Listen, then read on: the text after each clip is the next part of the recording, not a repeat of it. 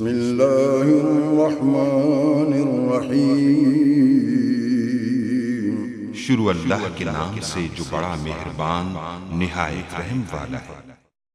अस्सलाम वालेकुम गाइस। तो इस ट्यूटोरियल में हम डिस्कस करेंगे ईआर डायग्राम के बारे में। तो ईआरडी के नाम से भी जाना जाता है और ईआर डायग्राम के नाम से एंटी रिलेशनशिप डायग्राम ईआरडी।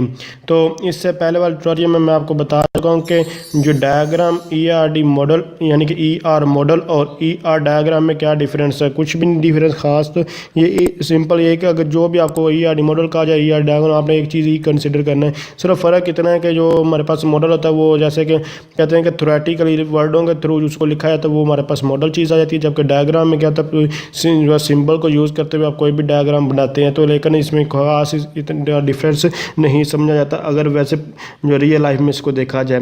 तो लेकिन अगर इस पर वर्डिंग पे गौर किया जाए तो इसमें थोड़ा सा डिफरेंस आता है, जो ऑलरेडी पहले ट्यूटोरियल में मैं आपको बता चुका हूँ। तो हम पढ़ने वाले हैं ईआर डायग्राम के बारे में, एंटी रिलेशनशिप डायग्राम। अब ये इसमें एंटी रिलेशनशिप डायग्राम से नाम पता चल रहा है एंटी मतलब कि कोई भी चीज़। अब कोई भी चीज़ का मतलब है कोई भी नाउन, जैसे कि कुछ चेयर होती है या चेयर कर लें, या फिर ऐसे पर्सन, एम्प्लॉय, स्टूडेंट, कार, कोई भी चीज़ हमारे पास। अब ये इस तरह की कोई भी चीज़ है वो हमारे पास क्या है, एक एंटिटी है। एंटिटी इसमें ईआर डायग्राम में इसको एंटिटी कहा जाता है। अगर ऑब्जेक्ट ओरिएंटेड प्रोग्रामिंग में बात की जाए तो इसको क्लास कहा जाता है। इसी को डेटाबेस में बात की जाए तो इसका टेबल का जो नाम होता है उसको हम जो है एंटिटी कहते हैं। उसके बाद रिलेशनशिप मतलब कि मुख्तलिफ एंटिटी के दरमियान क्या रिलेशनशिप है। जैसे कि दो एंटिटीज फर्ज कर लें, एक टीचर एक स्टूडेंट। अब इन दोनों के दरमियान क्या रिलेशन है, वो रिलेशनशिप और रिलेशन में डिफरेंस है। मैं आपको आने वाले ट्यूटोरियल में ये भी बताऊंगा। अभी सिंपल मैं आपको बता देता हूँ कि रिलेशनशिप जो होता है ये दो या दो से ज़्यादा एंटिटी के दरमियान क्या ताल्लुक है उसको जाहिर करता है। जब रिलेशन एक डेटाबेस में टेबल को कहा जाता है, ये आपने फ़र्क याद रखना है। उसके बाद डायग्राम से डायग्रामेटिकली मतलब कि सिंबल्स के थ्रू जो है हम जो कोई भी डेटाबेस का स्ट्रक्चर जब उसको बनाते हैं तो उसको कहते हैं ईआर यानी कि ईआर डायग्राम।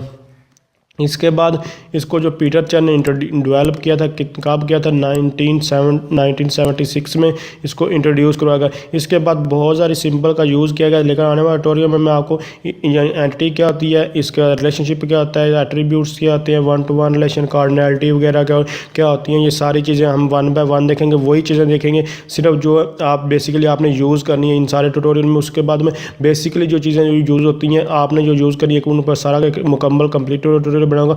उसके बाद मैं आके पूरी एक डिटेल के साथ तकरीबन 1.5-2 घंटे का एक ट्यूटोरियल बनाऊंगा जिसमें ईआर डायग्राम में हर एक चीज़ जो है आपको पता होना चाहिए कि इसमें कौन कौन सी चीज़ का क्या मकसद है। बेशक हम वो जो है उससे पहले वाले ट्यूटोरियल में बताऊंगा कि यानी कि जो चीज़ें अगर आपको कहा जाए कि आपने ईआर डायग्राम बनानी है तो उसको कैसे बना सकते हैं उसके ऊपर। उसके बाद अगर कोई आपको बनाकर गिवन होगी उससे पहले ये चीज़ क्या ये क्या है उसके ऊपर बेसिकली हम ट्यूटोरियल बनाएंगे। उसको उस ट्यूटोरियल को डिटेल के साथ आपको जो है वो डिफाइन करूँगा। उससे पहले हम जो इसको थोड़ा तो स्टेप बाय स्टेप जो है एक चीज़ को डिफाइन करते जाएंगे। तो सिर्फ वही जो स्टैंडर्ड चीज़ें हैं उनको जो है वो डिस्क्राइब करेंगे, क्योंकि कुछ चीज़ें जो मैं आपको आने वाले ट्यूटोरियल में बताऊँगा कि ये बहुत सारी इसके सिम्बल्स वगैरह का यूज़ किया मुख्तलिफ जो है ऑथर वगैरह ने मुख्तलिफ जो हमारे पास डेवलपर थे उन्होंने जो है इसकी सिंबल वगैरह को इंट्रोड्यूस किया था। लेकिन जो है इसमें जो ज़्यादातर यूज़ होती हैं वो दो तरह की यूज़ होती हैं, उनमें से भी हाफ ऑफ जो चीज़ें यूज़ की जाती हैं तो हम देखेंगे। तो अगर आप समझ रहे हैं ये वीडियो हेल्पफुल है इसको लाइक शेयर और कमेंट ज़रूर किए। Thanks for watching.